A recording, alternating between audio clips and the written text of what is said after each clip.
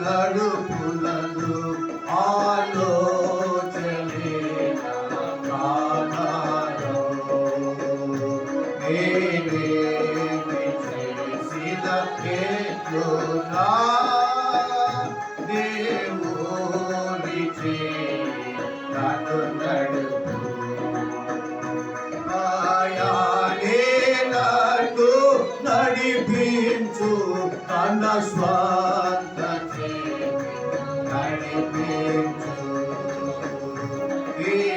విశ్వాసముతో తన వెంబడినే వెళ్ళేదను నడుపును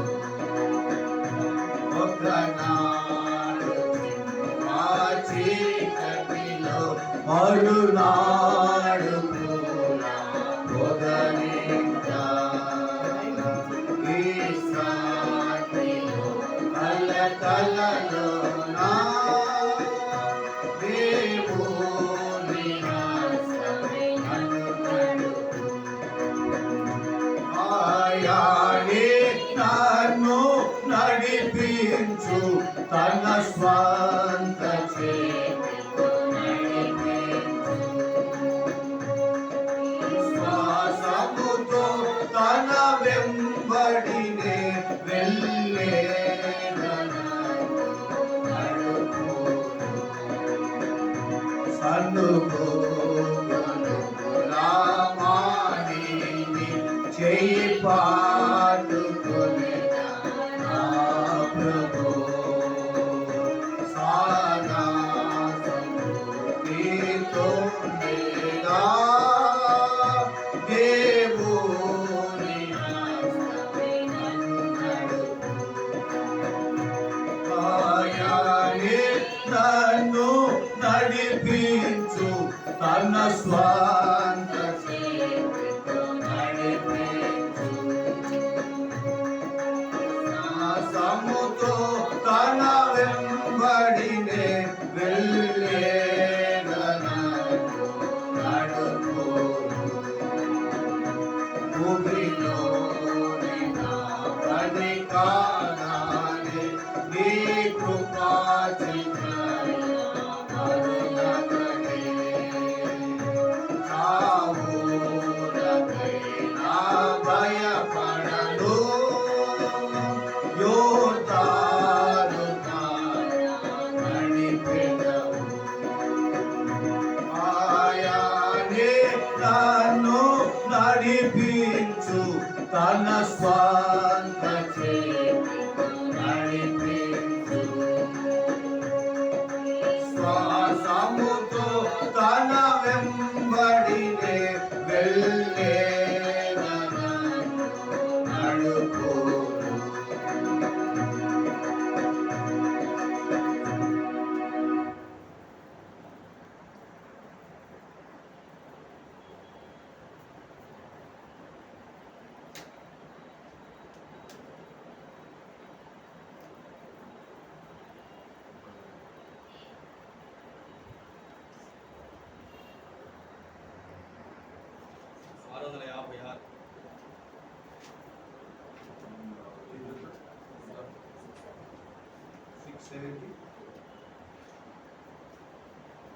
మన పాఠ్య పుస్తకాల్లో 650.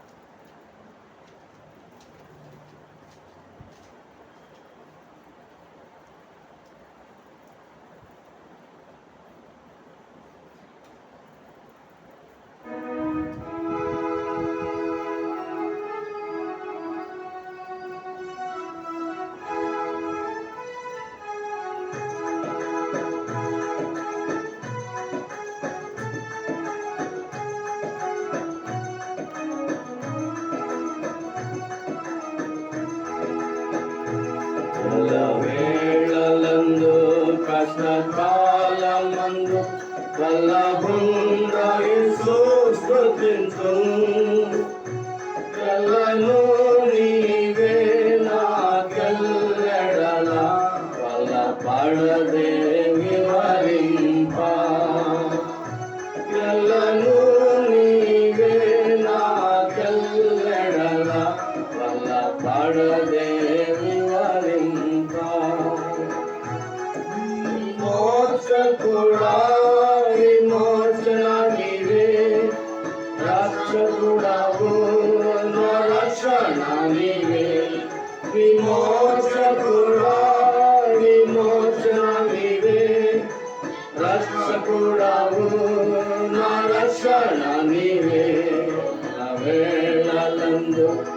కష్టకాలమందు వల్లభుండ స్తుతింతును ఎల్లను నీవే నాకెల్లడలా వల్ల పడదే వివరింప ఎల్లను నీవే నాకెల్లడలా వల్ల పడదే వివరింప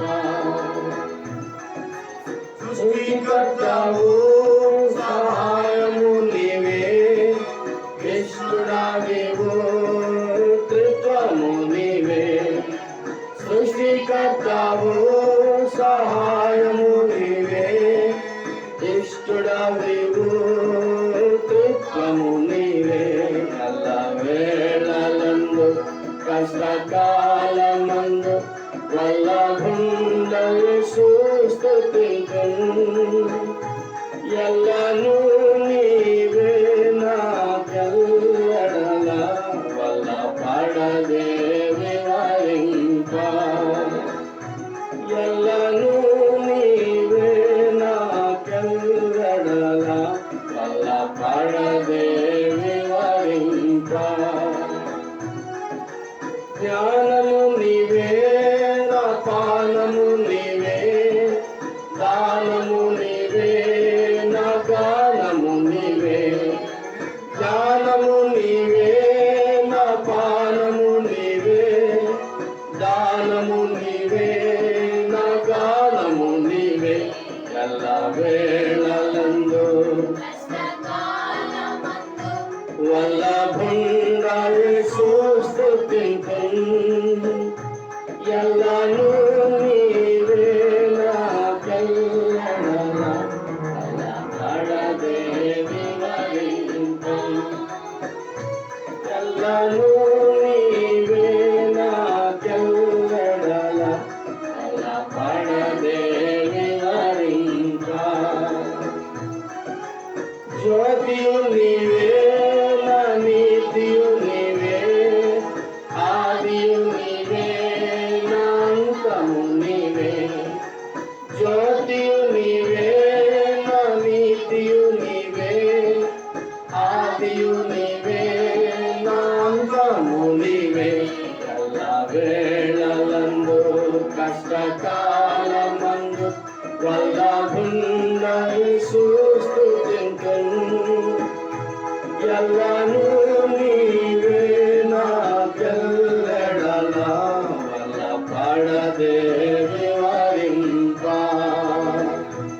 ఎల్లను నీవే నాకెల్లడలా వల్ల పడదే వివరింప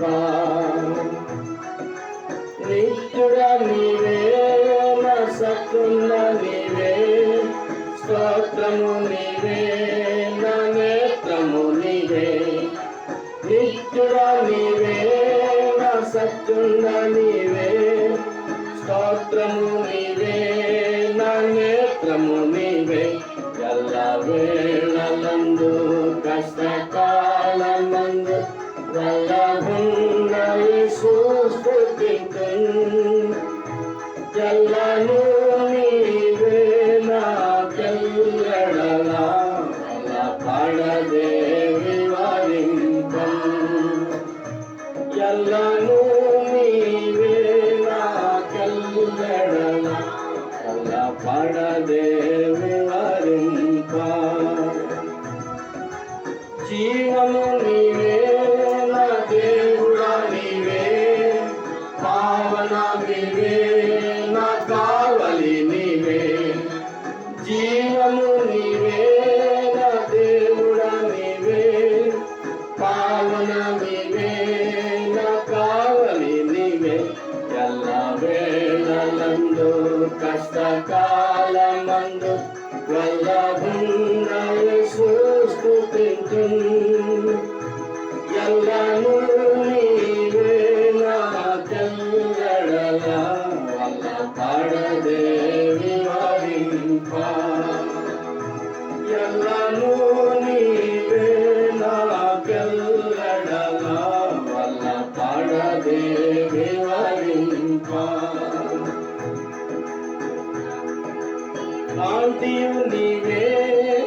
శాంతియు నీవే, సంతస నీవే, నా కంతయు నీవే, కాంతియు నీవే, నా శాంతియు నీవే, సంతస నీవే, నా కంతయు నీవే.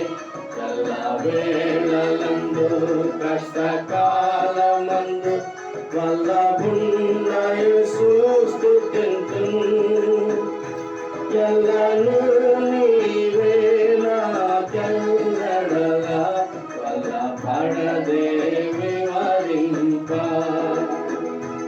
ఎల్లను నీవే నాకెల్లడలా వల్లభడదే వివరింప.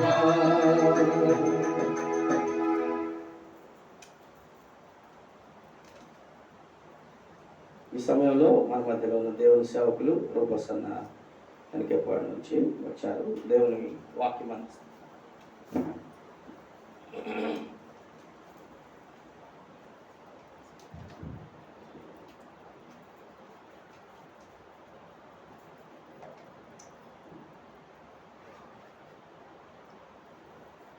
అందరికీ ప్రియజోడండి. సమయంలో మరి అన్న అక్కడు దేవుడు గత 22 సంవత్సరాలు కాబడి భద్రపరిచి 23వ సంవత్సరానికి ప్రవేశించారు. వివాహ జీవితంలో, దాంపత్య జీవితంలో మరి ఎన్ని సంవత్సరాలు వారిని కాపాడి భద్రపరిచి సేవలో, కష్టాలు, బాధలు, ఎత్తుపల్లాలు, నిరుత్సాహాలు, పొరుగుదలలో, శత్రు యొక్క దాడుల్లో నిలబడి వారు ఇద్దరు కూడా ప్రభు యొక్క ఉద్దేశం నెరవేర్చడానికి ప్రభు సహాయం చేశాడు. ఈ సందర్భంలో మనము మరి అన్న ప్రాంతంలో ఒక మాట మాట్లాడాలి. కీర్తన 68 5వ వచనం. కీర్తన 68 5వ వచనం. తన పరిశుద్ధాలయమందు దేవుడు తండ్రి లేని వారికి తండ్రియు, విధవరాలకు న్యాయకర్త ఉన్నాడు. 6వ వచనం. దేవుడు ఏకాంగులను సంసారులుగా, కాబట్టి దేవుడు ఏం చేశాడంటండి, ఏకాంగులను కుటుంబాలుగా చేయవాడు కదా. ఈ కుటుంబాలనే వ్యక్తులను కుటుంబములుగా మార్చివేసి శక్తిగల సంఘవధువుగా చేసేవాడు. కాబట్టి ఈరోజు మనం 23వ సంవత్సరంలో ప్రవేశిస్తాం. కాబట్టి ఇప్పుడు మనం 23వ బైబిల్లో అందరికి వచ్చిన 23వ ఏముంది చెప్పండి, కీర్తన. కానీ 23వ కీర్తనలో ఒక చిన్న మాట మనసు అవుతుంది. 2 సార్లు ఒక మాట రాయబడింది. మన దగ్గర పాట పాడుకున్నాం కదా. 3వ వచనాన్ని చదువుకున్నామా? కీర్తన 23:3. నా ప్రాణమునకు ఆయన సేద తీర్చుచున్నాడు, తన నామమును బట్టి నీతి మార్గములలో నన్ను నడిపించుచున్నాడు. కాబట్టి తర్వాత 2వ అధ్యాయం చివరి మాట, శాంతికరమైన జలముల యొద్ద నన్ను నడిపి. ఈ సంవత్సరం మన వాగ్దానం ఏంటి? సార్వత్రిక వాగ్దానంలో సార్వత్రిక వాగ్దానంలో ఒక వాగ్దానం చదవండి. మధ్య భాగంలో ఏముంది?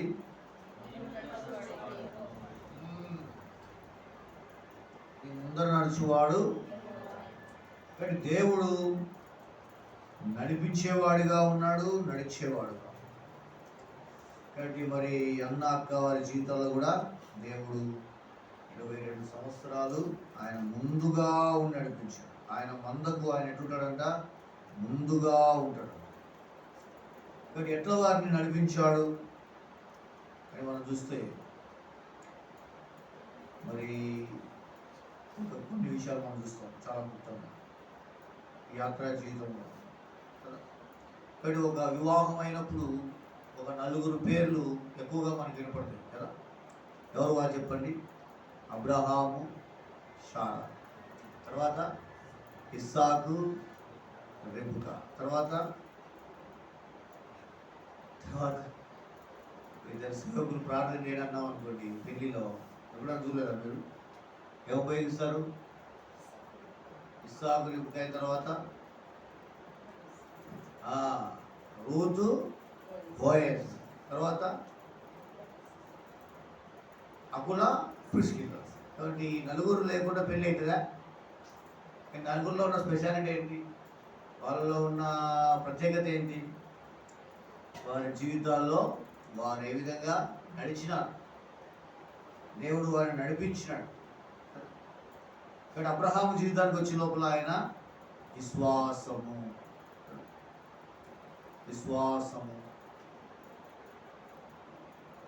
అదేవిధంగా ఇస్సాకు దగ్గరికి వచ్చినప్పుడు వారు ధ్యానము, దేవుని వాక్యము.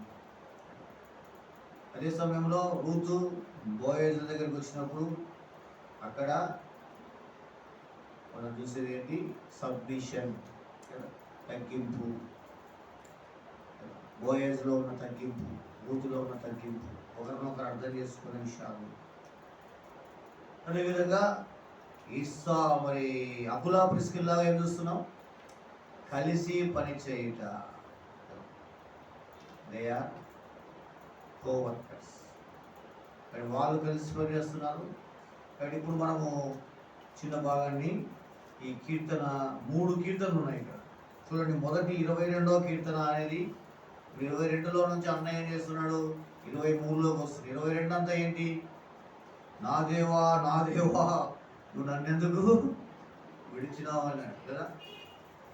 దుర్మార్గులు నన్ను చుట్టుకున్నారు, నా బలం ఎండిపోయింది, చిన్న పెంకువైపోయింది. కుక్కలు నన్ను చుట్టుకున్నారు, ఎముకలు నేను లెక్కింపలేకున్నాను. నా వస్త్రం పంచుకున్నారు, నా అంగీ కొరకు చీట్లేశారు. ఇదంతా ఏంటి? 22వ అధ్యాయం. 22 నుంచి ఇప్పుడు ఎక్కడికి వస్తున్నాడు? యెహోవా నా కాపరి. అంటే 3 కీర్తనలు ఉంటాయి వరుసగా. మొదటి ఏంటి? మొదటి కీర్తన 22లో సాల్వేషన్, రక్షణ. యేసు ప్రభువు వారు సిలువలో మనకు పడిన బాధలు కదా. అందుకనే 8వ వచనం రాయబడింది, యెహోవా మీద నీ భారము మోపుము, ఆయన వారిని విడిపించునేమో. కానీ ప్రభు మన యొక్క భారములు మోసిన వాడిగా ఉంచున్నాడు. అందుకనే సిలువలో యేసు ప్రభు పలికిన మాట ఇక్కడ మనకు రాయబడింది, నా దేవా నా దేవా నీవు నన్నేలా. కాబట్టి సాక్రిఫైస్, ప్రభు చేసిన బలియాగం ద్వారా రక్షణ. రెండోది ఏంటి? షెపర్డ్షిప్ అన్న. ఫస్ట్ ఏంటి? సాల్వేషన్. రెండోది ఏంటి? ప్రభు యొక్క కాపుదల. రక్షించబడిన తర్వాత దేవుడు ఏం చేస్తాడు? తన బిడ్డలను నడిపిస్తాడు. మూడోది ఎక్కడ నడిపిస్తాడు ఆయన? 24వ అధ్యాయంలో సక్సెస్ఫుల్ లైఫ్. ఎక్కడ నడిపిస్తున్నాడు? యెహోవా పర్వతములకు ఎక్కదగిన వాడు ఎవడు కదా. గుమ్మములారా మీ తలలు పైకెత్తండి. ఎవరైతే ప్రభు ఆత్మచేత నడిపించబడతా ఉంటారో 23వ కీర్తనలో, 24వ కీర్తనలో ఏం రాయబడింది? సైన్యంపతి యెహోవా, ఆయనే ఈ మహిమ గల కదా. కానీ 3 కీర్తనల్లో ఇప్పుడు అన్న ఏ కీర్తనలో ఉన్నాడు? అన్న అక్క ఏ కీర్తనలోకి వచ్చారు? 22 అయిపోయి 23లోకి వచ్చారు, మధ్యలో ఉన్నారు. కానీ ఇప్పుడు యాత్ర చేస్తున్నారు. కానీ ఇప్పుడు ఈ యాత్రలో మనందరం ఉన్నాం కదా. కొంతమంది పిల్లలు ఉన్నారు, ఇక యాత్ర వాళ్ళకు కూడా స్టార్ట్ అవుతుంది. కొంతమంది యవనస్తులు ఉన్నారు, పెళ్ళి కావాల్సిన వాళ్ళు ఉన్నారు, పెళ్ళి అయిన వాళ్ళు ఉన్నారు. కానీ మనందరినీ దేవుడు ఎట్లా నడిపిస్తాడు యాత్రా జీవితంలో? అందుకనే మనము ఆంధ్రప్రదేశ్లో కీర్తనలో ఒక మంచి పాట పాడుతాం. నడిపించు నావా నడి సాంద్రమున దేవా, నా జీవన జన్మ తరింపా. నడిపించు నావా నా జీవిత తీరములా, నా పజయ భారమునా, దిగిన నా హృదయములో నడిపించును తోచునట్టు. ఆత్మనిరపుయా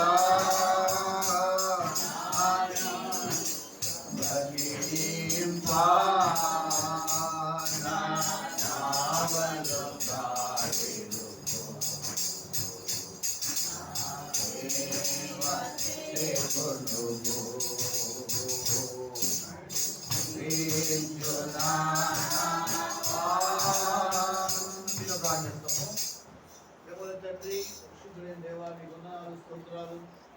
ఈ ప్రియకుమారుడు మా ప్రభువైన యేసుక్రీస్తు అమూల్యమైన నిర్దోషమైన నిష్కలంకమైన రక్తాన్ని బట్టి స్తుతిస్తున్నాను.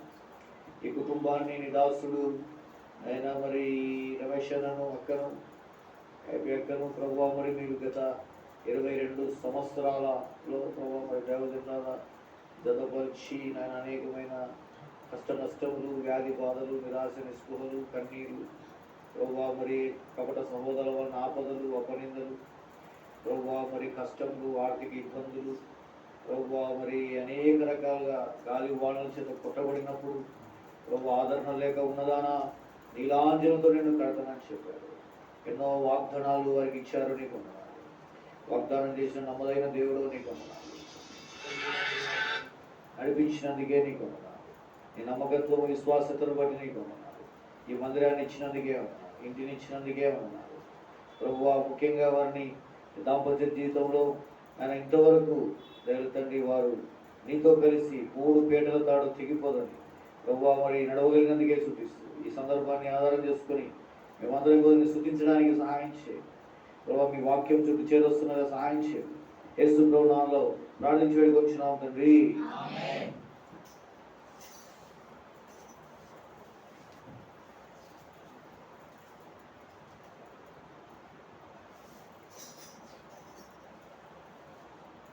సమయంలో మనము మరి అన్నాక వారి జీవితంలో 23వ కీర్తనలో మొదటి వచనంలో యెహోవా నా కాపరి నాకు లేమి కలగదు, పచ్చికల చోట్ల నన్ను పరుండ చేయుచున్నాడు, శాంతికరమైన జలముల యొద్ద నన్ను నడిపించుచున్నాడు.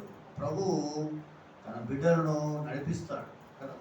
ఎట్లా నడిపిస్తాడు అంటే ఇక్కడ ఎలియాజర్ అంటున్నాడు చూడండి. వివాహ సందర్భంలోనే ఒక మాట మనం చూస్తాం. ఆది కాండము 24వ అధ్యాయం. ఆది కాండము 24వ అధ్యాయం. ఆది కాండము 24.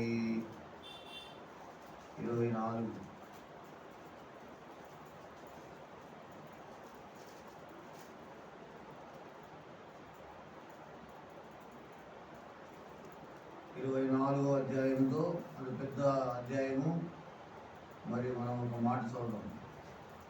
27వ వచనాన్ని చదవండి. 27వ వచనంలో చివరి భాగం చదవండి. 27వ వచనం. అబ్రహాము దేవుడైన యెహోవా స్తుతింపబడును గాక, ఆయన నా యజమానునికి తన కృపను తన సత్యమును చూపుట మానలేదు. నేను త్రోవలో ఉండగానే యెహోవా నా యజమానుని బంధువుల ఇంటికి నన్ను నడిపించెను. కాబట్టి అదే భాగంలో మరి ఇంకో చోట అదే మాట అంటున్నాడు. ఏమంటున్నాడండి? 48వ చదువులో చదువుకున్నామా? 48 అందరికి చదువుకున్నామండి. నా తల వంచి యెహోవాకు మొక్కి అబ్రహామును నా యజమానుడు యెహోవా స్తోత్రము చేస్తే ఏనగా ఆయన నా యజమానుడి సహోదరుని కుమారుని తీసుకున్నాడు, సరైన మార్గములో నన్ను నడిపించు. కాబట్టి ఎలియాజర్ ఇక్కడ 2 సార్లు దేవుణ్ణి స్తుతిస్తున్నాడు కదా. ఇక్కడ కూడా అన్నాక కూడా మరి ఈరోజు సడన్ గా ఈ ప్రోగ్రాం పెట్టుకున్నారని కూడా అన్న చెప్పాడు. మాకు కూడా మరి సాయంత్రం 5:30 గంటల వరకు మధురానగర్లో ఉన్నాం. అయితే మరి ప్రేమ ఆహ్వానాన్ని బట్టి రావడానికి ప్రభు సాయం చేసినాడు. అయితే ఇక్కడ ఉన్న విషయం ఏంటి అంటే, ఎందుకు మనం దేవుని స్తుతించాలి, ఎందుకు ప్రభువు మనము మొక్కాలి? ఇక్కడ మొక్కుతున్నాడు కదా. ఆ మనుష్యుడు తన తల వంచి యెహోవాకు మొక్కుతున్నాడు. ఎందుకు మొక్కాలి? అబ్రహామున యజమానుని దేవుడైన యెహోవాను స్తుతింపబడును గాక. ఎందుకు స్తుతింపబడాలి?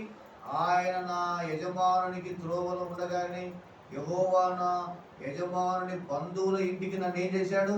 నడిపించాడు. అదేవిధంగా నా తల వంచి యెహోవాకు మొక్కి అబ్రహాము నా యజమానుని దేవుడైన యెహోవాను స్తోత్రము చేస్తుంది. ఎందుకు స్తోత్రం చేస్తున్నాడు?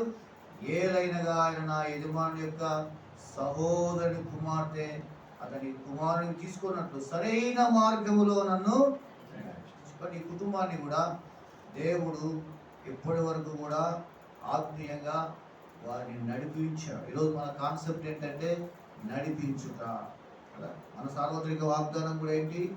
నడిపించుట. దేవుడు మనల్ని ఎట్లా నడిపిస్తాడు? మొట్టమొదటిగా ఆయన మనలను యాత్రా జీవితంలో మెల్లగా నడిపించేవాడుగా. ఎట్లా నడిపిస్తాడండి? మెల్లగా నడిపిస్తాడు. కుటుంబ జీవితము ఫాస్ట్గా ఉండదు కదా. కుటుంబ జీవితాల్లో మరి కొద్దిగా ఫాస్ట్ కూడా తగ్గిస్తాడు దేవుడు కదా. అయితే ఇప్పుడు దేవుడు తన బిడ్డల్ని ఏం చేస్తాడంట? మెల్లగా నడిపిస్తాడు. చూడండి ఎట్లా నడిపిస్తాడో. 33 ఆదికాండం 33:14 వచనం చదవండి. ఆదికాండము 33:14.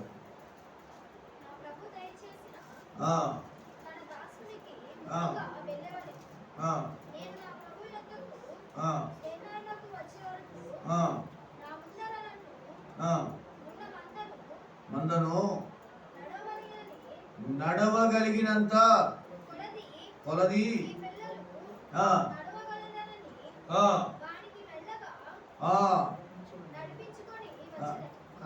దేవుడు వడివడిగా మనలుతున్నాడు. అట్లనే 22 సంవత్సరాల జీవితంలో మరి అన్నగారు అక్కగారిని దేవుడు ఏం చేశాడంట? నడవగలిగినంత. మనం డెడికేషన్లో సాక్ష్యం విన్నాం కదా. నాకు ఒక బ్రదర్ ఫోన్ చేసినాడు హనుమాన్ జంక్షన్ నుంచి. అన్న సాక్ష్యం విన్నాను ఆన్లైన్లో.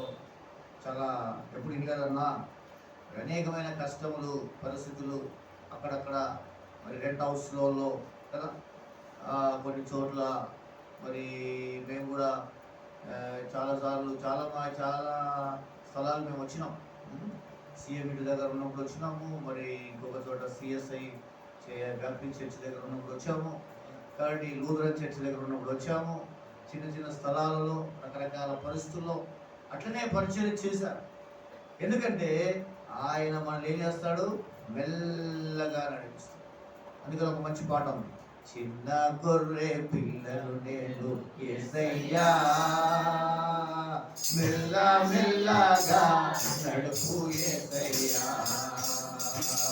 చిన్న గొర్రె పిల్లలు నేను యేసయ్యా మెల్ల మెల్లగా నడుపు యేసయ్యా. యేసయ్యా యేసయ్యా యేసయ్యా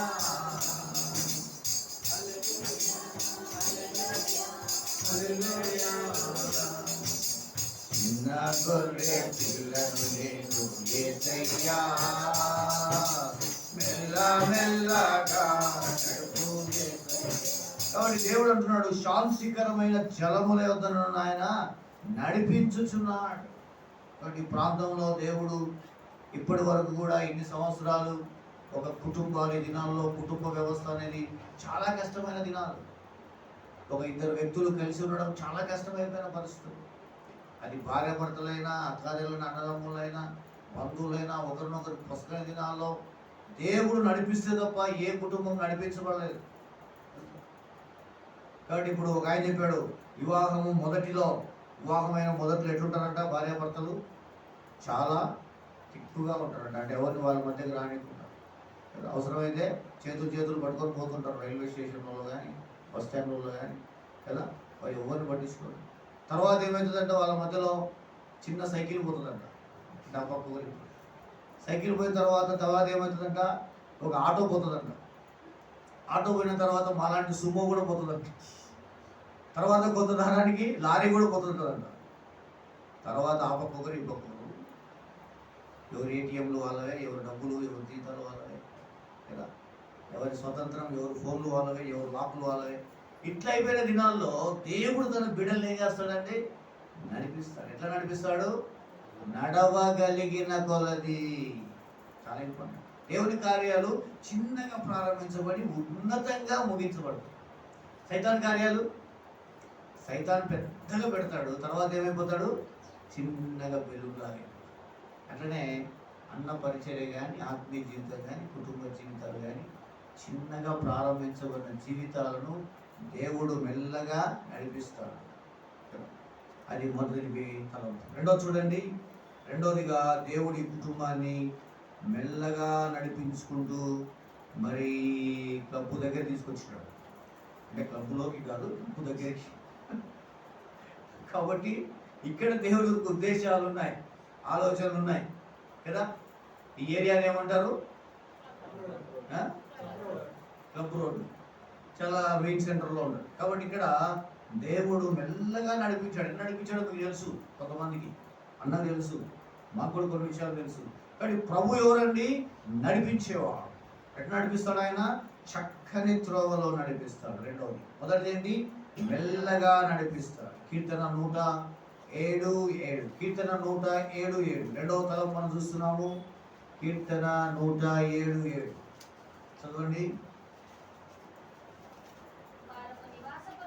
వారొక నివాసపురమును చేరునట్లు చక్కని త్రోవను ఆయన వారిని నడిపిస్తున్నాడు. కాబట్టి కుటుంబ జీవితంలో మరి కుటుంబాన్ని ఎవరు నడిపించాలి చెప్పండి? దేవుడు నడిపించాలి. మనం కలిసి మరి కొన్ని కుటుంబాల్లో మరి ఎవరు నడిపించారు? అబ్రహాం కుటుంబాన్ని ఎవరు నడిపించారు? అబ్రహాం కుటుంబాన్ని దేవుడు అబ్రహామును నువ్వు ఎక్కడి నుంచి వెళ్ళమన్నాడు? ఎక్కడి నుంచి వెళ్ళమన్నాడు? ఎక్కడి నుంచి వెళ్ళమన్నాడు? నీ తండ్రి దేశము, నీ ఊర్లో నుంచి, నీ యొక్క బంధువుల దగ్గర నుండి వెళ్ళమన్నాడు. చూడండి, ఆ మాట మనం చూస్తాం. కాబట్టి కుటుంబ వ్యవస్థలో ఎవరి చేత నడిపించబడాలి? మనము ఎందుకు సమస్యలు వస్తున్నాయి దినాల్లో కుటుంబాలు అంటే, దేవుడు మనల్ని చక్కని త్రోవలు కాకుండా వంకరి త్రోవలలో, సాతాను త్రోవలు నడిపించబడే పరిస్థితులు ఉంటున్నాయి. ఆదికాండము 12వ అధ్యాయం. ఆదికాండము 12వ అధ్యాయము మొదటి వచనం. యెహోవా నీవు లేచి నీ దేశం నుండి, నీ బంధువుల నుండి, నీ తండ్రి ఇంటి నుండి నీకు చూపించు దేశానికి వెళ్ళాయా అంటే ఏం చేశాడు? ఎక్కడికి వెళ్ళాడంట? అబ్రహాము ఆరాను మటుకు వచ్చినాడు. ఆరాను మటుకు వచ్చి అక్కడ ఆయన నివసించాడు, అక్కడ వ్యాపారం చేసుకున్నాడు కదా. దేవుడు ఎప్పుడో చెప్పాడు. కాబట్టి దేవుడు మళ్ళా ఇక్కడ ప్రత్యక్షమైనాడు రెండోసారి. ఫస్ట్ ఒకసారి వెళ్ళమన్నాడు. 32వ అధ్యాయం ఏం రాయబడి చూడండి, 32వ వచనం. 11వ అధ్యాయం 32వ వచనం. తెరహు బ్రతికిన దినములు 205 ఏళ్ళు.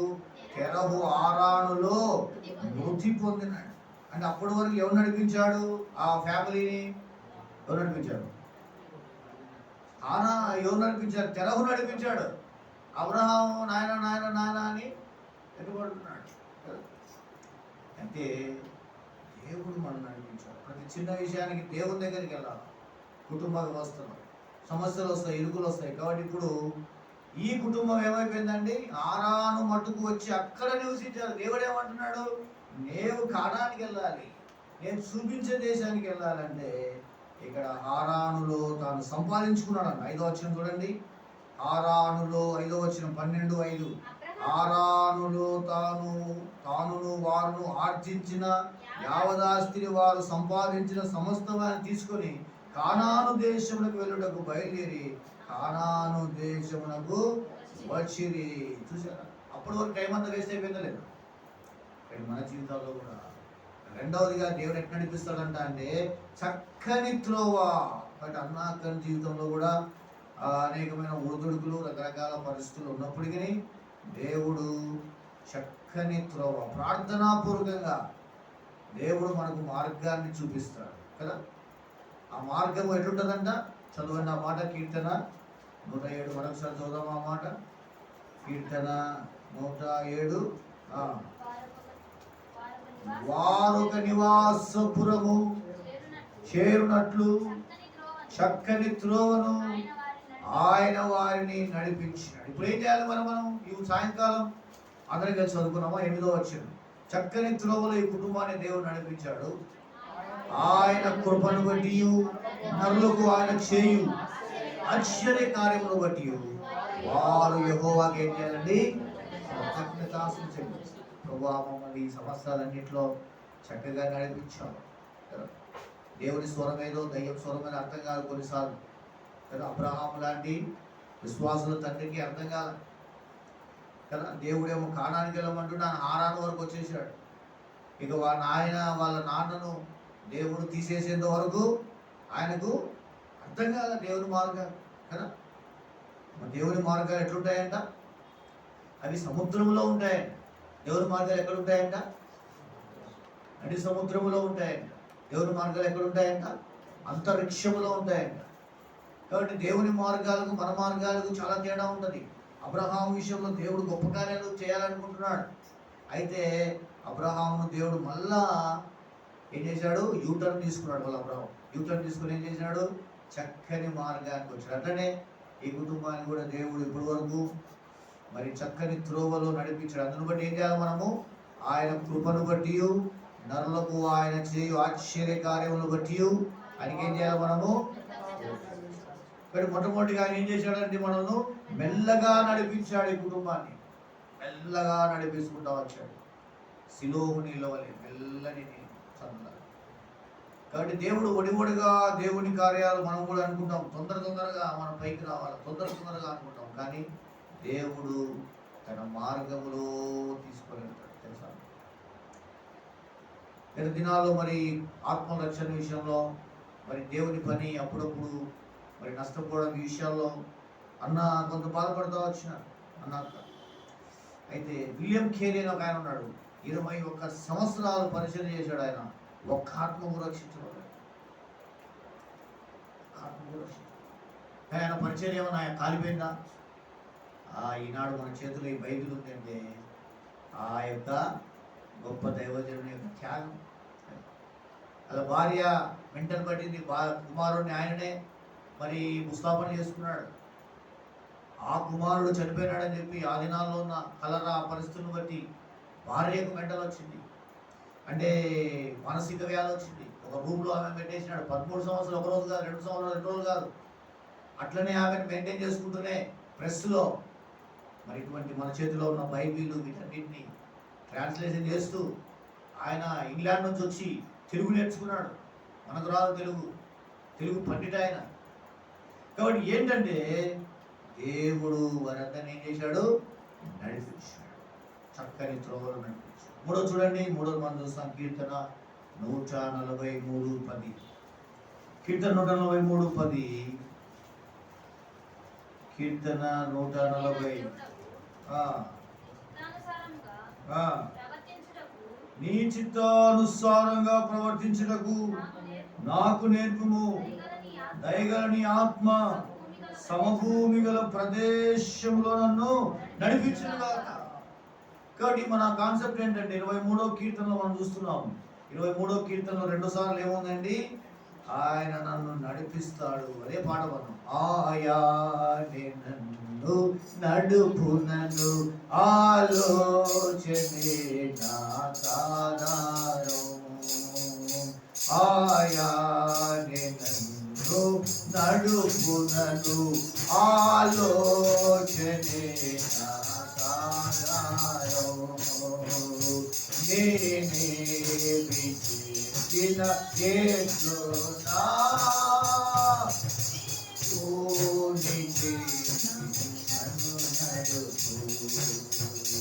ఆయనే నన్ను నడిపించు తన స్వంత నడిపించు.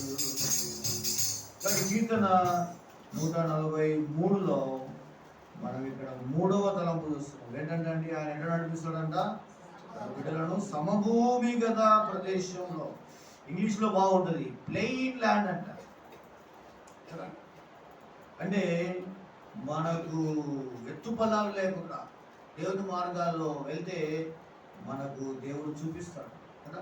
సమభూమి గల ప్రదేశం. కొన్నిసార్లు మనం వెళ్ళే మార్గాలు గరుకు మార్గాలుగా ఉంటాయి, వంకర మార్గాలుగా ఉంటాయి, సొంత మార్గాలుగా ఉంటాయి. అదేవిధంగా మెరగవేయబడని దారిలో అంటారు. ఇర్మియా గ్రంథంలో రాయబడింది, వెనకవేయబడిన దారిలో వాళ్ళు ఏం చేస్తున్నారంట, తప్పు తామే తొట్టిలే చేసుకుంటున్నారంట. కాబట్టి కుటుంబాలలో మనం చూస్తే మన జీవితాల్లో దేవుని సేవకుని కుటుంబాన్ని దేవుని ఏం చేశాడంటే అండి, మనందరినీ కూడా ఎలా నడిపించాలని కోరుతున్నాడు, సమభూమి గల ప్రదేశంలో దేవాని చిత్తానుసారంగా ప్రవర్తించుటకు, దేవా నీవే నా దేవుడవు, నీ చిత్తానుసారంగా ప్రవర్తించడానికి నేర్పుము, దయగల నీ ఆత్మ సమభూమి గల ప్రదేశంలో నన్ను నడిపించును కాక అని కోరుకుంటున్నాడు. కొన్నిసార్లు చూడండి ఎట్లంటే అట్లా మరి సాతాను చెప్పే మార్గాల్లో వెళ్ళి నష్టపోయిన కుటుంబాలు ఉంటున్నాయి, నష్టపోయిన సంఘాలు ఉంటున్నాయి, నష్టపోయిన సేవ ఉంటుంది. అయితే దేవుని కృప ద్వారా మనల్ని ఏం చేస్తాడు, దేవుడు సమభూమి గల ప్రదేశంలో నడిపిస్తాడు. ఇది 3వ తారు. 4వ చూడండి, 4వదిగా మీకా 6:4 మనం చూస్తాం. మీకా 6:4 ఐగుప్తు దేశంలో నుండి నేను మిమ్మల్ని రప్పించి తిని విమోచించి తిని మిమ్మల్ని నడిపించుటకై మోసే అహరోనులను మిరియాములను సేవకుల ద్వారా దేవుడు నడిపిస్తాడు. Servant of God. కాబట్టి దేవుడు నడిపించే విధానాన్ని మనం ఒకసారి ఆలోచిస్తే, ఈ కుటుంబాన్ని కూడా దేవుడు 22 సంవత్సరాలు, ఒక రోజు 22 సంవత్సరాలు నడిపించి, ఆయననే ముందుగా ఉండి చెయ్యి పట్టుకొని నడిపించి ఏం చేశాడు, 23వ సంవత్సరంలోనికి ప్రవేశించారు. ఎట్లా అండి, సేవకుల ద్వారా. ఎవరు పంపించాడంట? ఇప్పుడు మనము అన్న అక్కను అడిగినాం అనుకోండి, మరి అన్న రమేష్ అన్న అక్క వాళ్ళ జీవితాల్లో కొంతమంది సేవకులు వారిని ప్రోత్సహించినారు కదా. అది ఐజాక్ అంకుల్ కావచ్చు, ఇంకా కొంతమంది వాళ్ళ జీవితాల్లో కదా ఆత్మీయమైన తండ్రులు, ఆత్మీయమైన తల్లులు కదా, ఆత్మీయమైన విధానాల్లో మనందరికీ కూడా సేవకులు అవసరం కదా. ఈనాడు సేవకులు అంటే ఏమైనా చేస్తున్నారు, చాలామంది వాళ్ళ సలహా ఏం తీసుకుంటారు. కానీ దేవుని సేవకుల ద్వారా దేవుడు ఏం చేస్తాడండి, తన మార్గాలను ఏం చేస్తాడు, నడిపించేవాడిగా ఉంటాడు.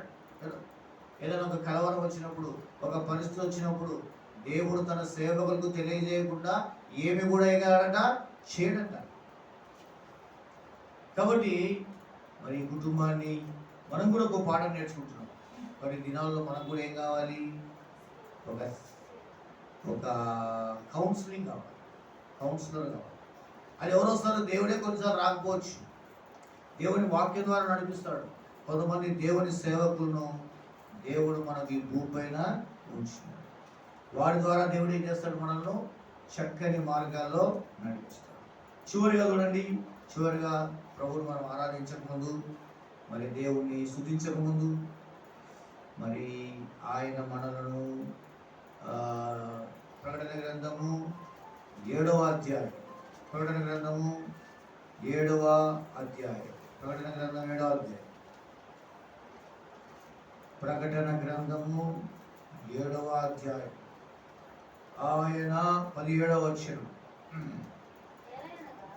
ఏలైనగా సింహాసనం మధ్య నుండి గొర్రెపిల్ల వారికి కాపరి అయి జీవజలముల బుగ్గ దగ్గరకు వారిని దేవుడే వారి కనుల నుండి ప్రతి బాష్ప బిందు చివరిగా దేవుడు మనం నడిపిస్తాడు.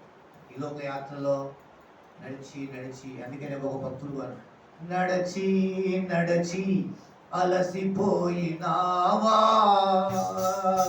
నడువలేక సొమ్మసి నిలచిపోయినావా, నడచి నడచి అలసిపోయినావా, నడువలేక సొమ్మసి నిలచిపోయినావా, కలవరి తిరిగనుక సిలువ మోసినా, కలవరి గిరి వరకు సిలువ మోసినా, నజరేయుడేసుని ముందు నడువగా, నజరేయుడేసుని ముందు నడువగా, యేసువై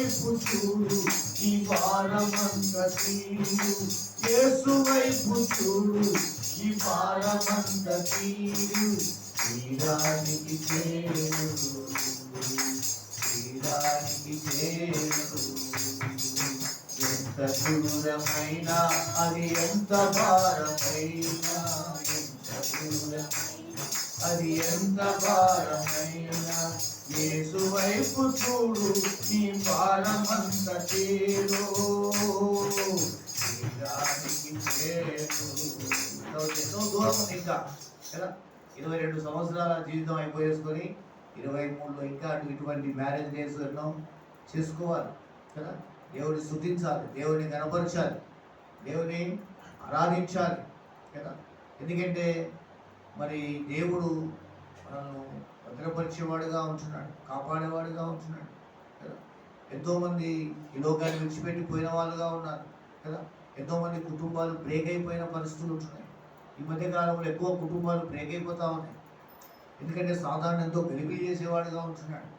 అయితే దేవుడు ఈ కుటుంబాన్ని 5 విధాలుగా 5 అంతలుగా నడిపిస్తున్నాడు. ఎట్లా నడిపించాలి చెప్పండి? మొట్టమొదటిగా మెల్లగా నడిపిస్తాడు, సాఫ్ట్గా. రెండవదిగా చక్కని మార్గములో నడిపించిన వాడుగా ఉంటున్నాడు. తర్వాత సమభూమి గల ప్రదేశంలో, ఎత్తు పొలాలు లేకుండా, దేవుని మార్గాలు అట్లా ఉండవు కదా. అందుకనే మరి గరుకు మార్గాలు కూడా దేవుడు ఏం చేస్తాడు? వంకరే కూడా చక్కని చేస్తాడంట కదా. ఇత్తడి తలుపును పగలగొడతాడు. కొన్నిసార్లు ప్రార్థన ద్వారా దేవుని కార్యం మరి అట్టుగా ఉన్న వాటిని కూడా దేవుడు ఏం చేస్తాడు? సమభూమిగా చేస్తాడు. మనం ముందుగానే వెళ్తూ ఉంటాడు. 4వదిగా సేవకుల ద్వారా ఆయన మనను నడిపించేవాడిగా ఉన్నాడు. కొన్నిసార్లు సేవకుల ఆలోచనలు కూడా మనకు అవసరమైనాయి. తర్వాత 5వదిగా జీవజల బుద్ధులు. అంటే మన డెస్టినేషన్ ఏంటి? అందుకనే వీళ్ళు మహాశ్రమల్లో నుండి వచ్చిన సేవలో, పరిచర్యలో, కష్టంలో, బాధల్లో, నిందల్లో, అవమానములలో కదా. మరి కపట సహోదరుల వలన ఆపదలు, అపనిందలు. పౌలు చెప్తాడు, చాలా చెప్తాడు కదా. 3 సంవత్సరాలు నేను కన్నీరు విడిచి మానగా వారికి సువార్త చెప్పాడు. చివరికి పౌలు అనేకమైన బాధలు పడినప్పటికీ ఆయన దగ్గర ఎవ్వరు నిలబడలేదంట. అంత పెద్ద సేవకుడు ఏమంటున్నాడు?